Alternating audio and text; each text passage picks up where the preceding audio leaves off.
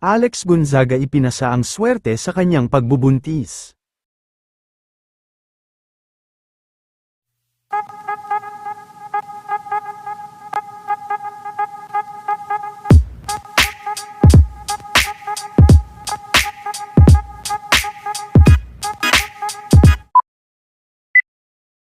Sa matagal na panahon ay umasa nga si Alex Gonzaga sa iba't ibang mga swerte at pamahiin, at ngayong buntis na nga ito, ay si Alex Gonzaga naman ang handang tumulong at handang magpasa ng kanyang swerte sa mga nagiintay din na magbuntis na katulad nito noon.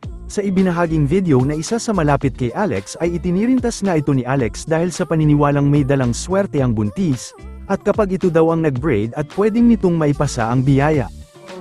Pag nabuntis After ako, 4 months ibig sabihin, nabuntis siya. totoo to. Tignan natin kung may papasa. Ipit, kahit anong ipit, pony. Nabubuntis na ako, she. Oh, in Jesus' name. Search mo, it's a myth na pagka, ano ka ng... Tapos may nakita Buntis. dapat Tirintas. Tirintas. Papabraid ka dun sa... So, hindi mo na. Sa preggy. Ha?